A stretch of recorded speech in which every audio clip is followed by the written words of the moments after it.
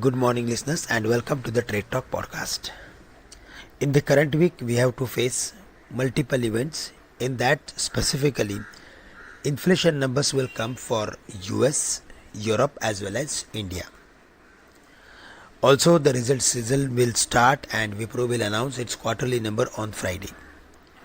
So, by and large, this week should remain volatile. That's the overall view. Also, if we go through with the setup of the market, then global macros are still not in favor. Bond yield is at 4.40 and crude is at $90 per barrel. However, equity markets in US as well as in Asian markets are doing well.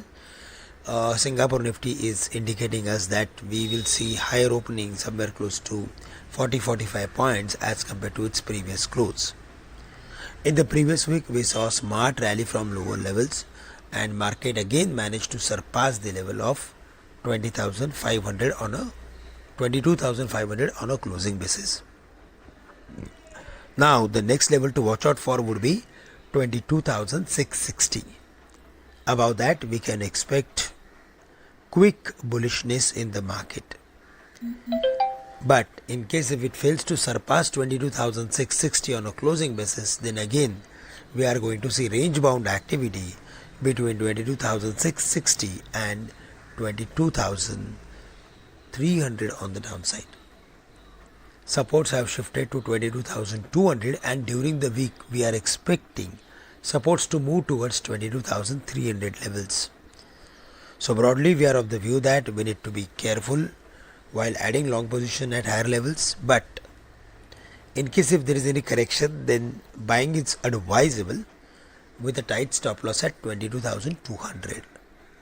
About 22,660 we are expecting short covering in the market. For the Bank Nifty, the setup is extremely bullish, but it is very close to its important resistance level based on extensions, based on its previous all-time high, 48,650.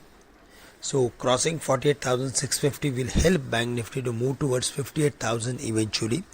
But in the near term, 48,650-700 would act as major resistance, and on the downside, the support will come around 48,300 levels.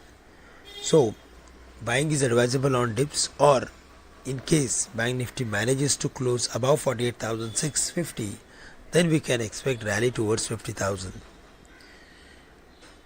Broadly, we are of the view that in the current week, again we have to follow the levels. We have to focus on those stocks which are rate sensitive, because again the inflation numbers will decide a lot of things. Insurance companies should be on the watch list, as most of the stocks are very close to their breakout levels. IT stocks should perform because there also we are seeing some bullish recovery sort of formation from lower levels, and most of the stocks are available at their extreme important crucial support levels.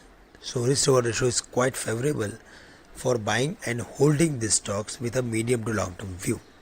Metal stocks are doing well, and in that specifically we have to focus on stocks like Tata Steel as well as Nalco.